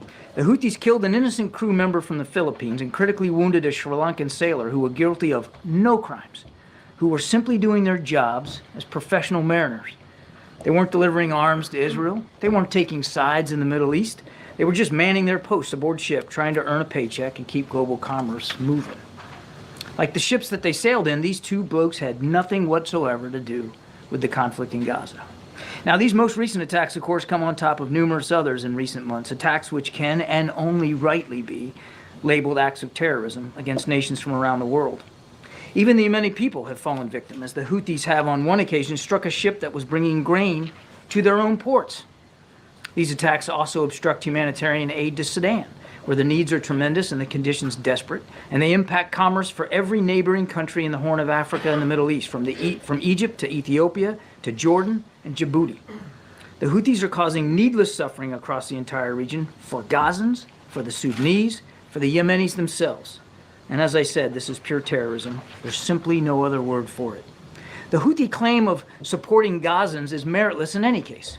The Israeli ports are now open for the moving of goods directly into Gaza, and we are in the process of moving thousands of pallets from Ashdod into Gaza as we speak. The United States has provided thousands of metric tons of assistance to Gazans and will continue to do so. We are the largest contributor by far to date. The Houthis, by contrast, have not provided so much as a slice of bread to the Palestinians in Gaza. For our part, the United States will continue to ensure assistance is reaching Gaza in large quantities, and we will continue to act with partners around the world to hold the Houthi terrorists accountable for their actions. Today, as I mentioned at the top, Treasury will announce new sanction designations against individuals and entities that are involved in the Houthi weapons procurement network. We're going to continue to target this network to degrade the Houthis' ability to replenish its munitions, and will continue to target threats to international commerce when necessary, including taking another strike, as we did just last night, against an unmanned aerial vehicle that posed a direct threat to ships in the area. But I thought it was important to just provide a little context here. These Houthi attacks, they don't grab the headlines that they used to grab, but they're having an impact, and we are trying to have an impact on their ability. So their actions are truly reckless, beyond the pale. They talk a mighty good game, but their actions speak a hell of a lot louder. They don't care a whit about Palestinians in Gaza. And this isn't some principled stand they're taking. It's terrorism, as I said, pure and simple, and it has to stop. Now, as you know, the President will meet with NATO Secretary General Jens Stoltenberg at the White House later this afternoon to talk about planning for NATO's 75th Annual Summit next month in Washington. The President will reaffirm the ironclad U.S. commitment to Article 5 of the Washington Treaty, and he'll welcome steps that allies are taking to support Ukraine. I expect the two leaders will also talk about the progress that NATO allies are all making on increasing their defense spending, which has more than doubled since President Biden took office. Quickly turning, if I could, to National Security Advisor Jake Sullivan's trip to India, where he met with senior members of the Indian government and U.S. and Indian industry leaders to expand key areas of cooperation between our countries today. In New Delhi, Mr. Sullivan will co-chair the U.S.-India Initiative on Critical and Emerging Technology, also known as ICET, a landmark partnership to expand strategic cooperation across key technology sectors, including space, semiconductors, advanced telecommunications, artificial intelligence, quantum technology, biotechnology, and clean energy. As the world's two oldest and largest democracies, the United States and India share a unique bond of friendship. Mr. Sullivan's trip will further deepen the already strong U.S.-India partnership to create a safer, more prosperous Indo-Pacific. And finally, I want to just briefly highlight the successful Summit on Peace in Ukraine over the past weekend, which Vice President Harris and National Security Advisor Sullivan both attended. More than 100 countries and organizations came together to discuss the importance of reaching a just and lasting peace in Ukraine based on the core principles of sovereignty and territorial integrity, the foundation of the UN Charter. As President Biden said on Thursday when he signed our historic bilateral security agreement with Ukraine, a lasting peace for Ukraine must be underwritten by Ukraine's own ability to defend itself now and to deter future aggression. So we're going to continue to provide military aid to help Ukraine defend itself on the battlefield, and we're going to continue to support the Ukrainian people, including through the new funding that Vice President Harris announced to repair Ukraine's energy infrastructure and through new funding for humanitarian aid and assistance to support Ukrainians who have been displaced from their homes and from their lives. With that, thank you for your patience. We'll take some questions. Can you give us your response to Prime Minister Netanyahu's move to disband his war cabinet? You know, he seems to think that there's no need for an extra branch of government, as it was described to us. Do you agree that a war cabinet isn't necessary right now? Well, that's really up to the Prime Minister to decide, Mary. This is the war cabinet was an internal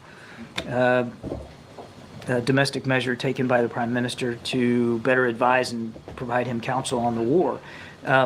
We said at the time that we believed it was a worthwhile step, and we still hold by that. But with Mr. Gantz's decision to leave, I'm not sure that Prime Minister Netanyahu was left with a whole lot of other choices. And more broadly speaking, how concerned is the president right now that far-right voices in the Israeli government may wield more power? That's going to be up to Israeli leaders, and that's going to be up to the Prime Minister. We deal with the Prime Minister.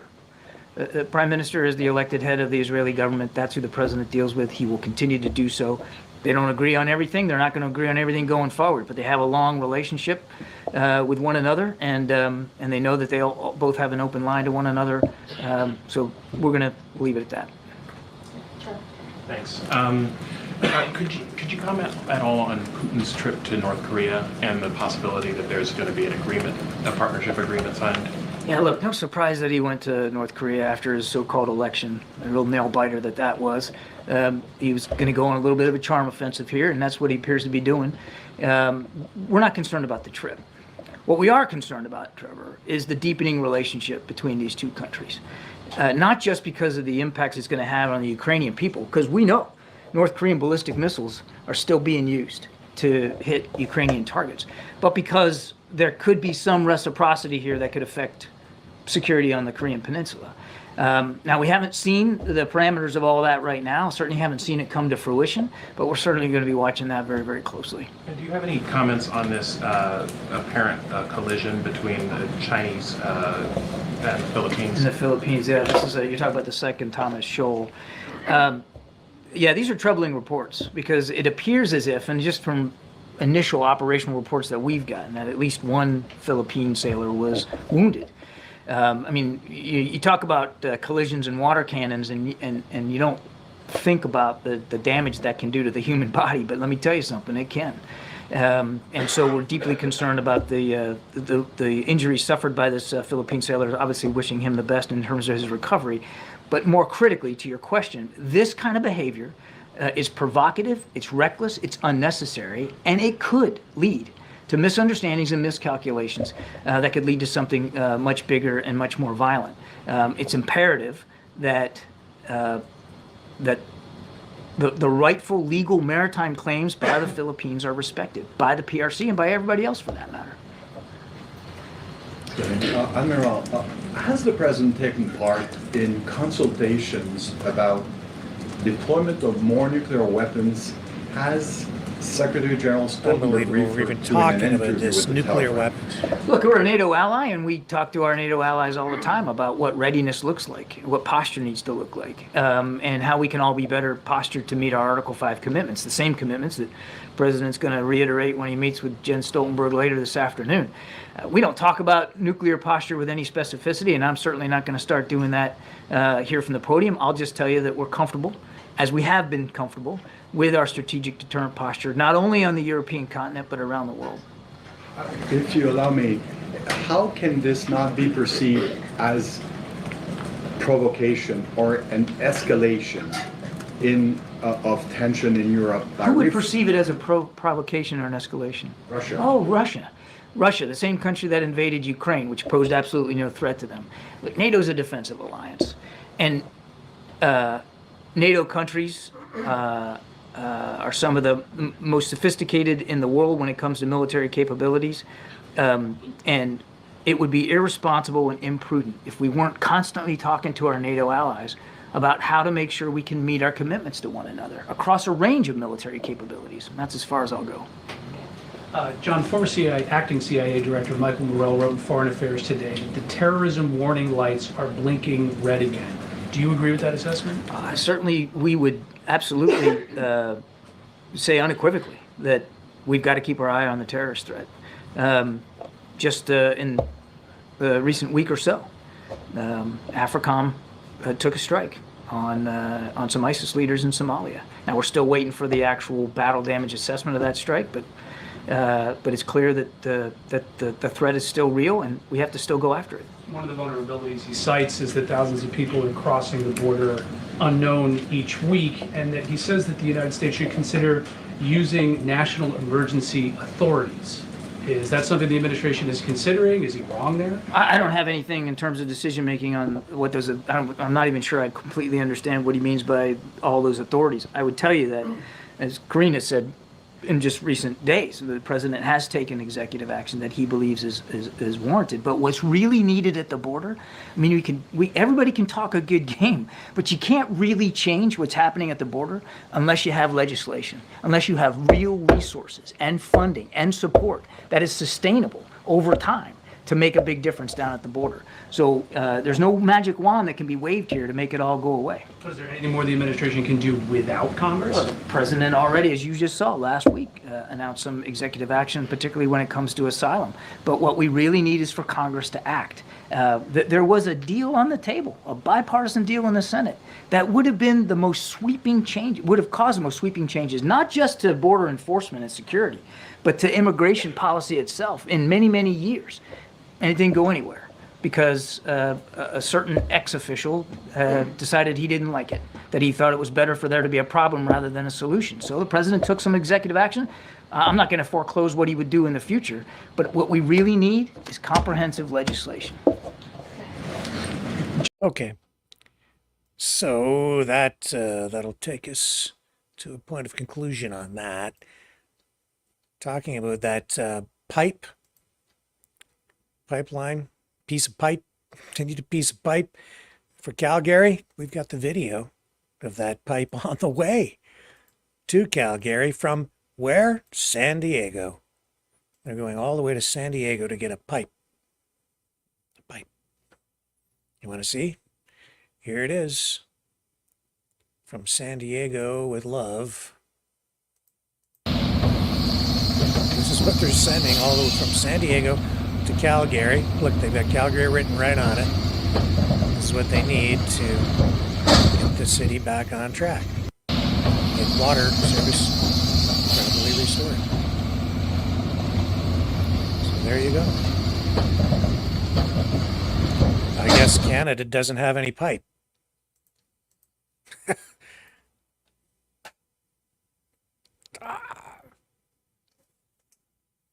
I don't know. I don't know.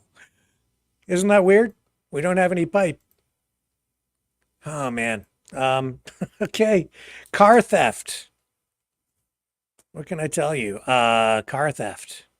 In Canada, we have this big car theft problem. It's actually an international problem. We've been talking about it here on this program for the past month at least. People's cars being stolen. You know, we're seeing cars stolen at an unprecedented rate. Well, the government formed a committee to look at the problem. These cars are being stuffed into shipping containers, shipped overseas, shipped to the United States, shipped to be sold in whole. Sometimes they're shipped to chop shops to be sold in parts. It's a huge problem. Police haven't been able to deal with it. Well, now the federal government in Canada has stepped up, and they have given the Canada Border Security Agency, the border guards, a new tool, a giant X-ray machine to take a look inside shipping containers so they can find stolen vehicles more easily, more efficiently. The problem is costing Canadians huge money, billions of dollars now every year, because of not only the car theft problem itself, but because of rising insurance rates. So this is the news conference that was held. And you can see that they have this giant x-ray machine behind them now. They're going to use this to try to locate stolen cars on their way out of the country and intercept them. We'll see how effective that is. An ongoing problem, international in scale. And with that being said, folks, that gets us to the top of the hour, and it's about time for us to wrap up. I really appreciate you guys being here. Let me just check that YouTube channel, shall we? Did we get to 100 likes? Did we get there tonight? If you haven't hit the thumbs up, it would really help us a lot. If you just hit the thumbs up, it doesn't cost you anything on our main YouTube channel. And it forces YouTube and Google to push us up in the search engine. We are one away. We need one more like. One more like to get to 100. We're at 99. Can someone please hit the thumbs up? Come on. Come on. Brendan wants you to do it. This was his idea to, he reminded me we need to encourage people to like, share, and hit the thumbs up. It helps the channel. It helps the channel. One more like. Just one more thumbs up. 99. We're at 99. We'll get there. Somebody will hit it. Somebody will hit that like button. It's at 103. Okay, 103. Thank you guys. Really appreciate that. We made it. We're over 100 thumbs up tonight. Thank you, thank you, thank you, everybody, for doing that. Helps us out more than you realize. Especially after having two of our other YouTube channels placed on a 7-day ban this week. So I really, really appreciate the support. Yeah, you can also support us at freedomreporters.com or maverickdonations.com. Let me just put that up on the screen, and make sure you support Derek in his bid for for mayor in Calgary too, if you're inclined to do that, because he does have one heck of an uphill battle there as kind of an independent guy without a big party machine behind him. freedomreporters.com is where you can support us. And just a reminder as well, we do have t-shirts. So if you donate $30 or more, happy to send you a Maverick News t-shirt with the Maverick News logo on it.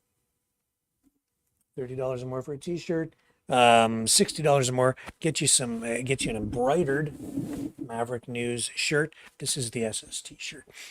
But I'll send you that. And if you get the embroidered shirt, I'll send you a 1/64th scale die-cast collectible Hot Wheels Batmobile. We still have those as well as a bonus. So really appreciate that. And we will be back tomorrow night at 7 p.m. Eastern Time, right here on the Maverick News Channel, where we have the antivirus programs for your minds. I will see you all tomorrow on the flip side. Love you guys.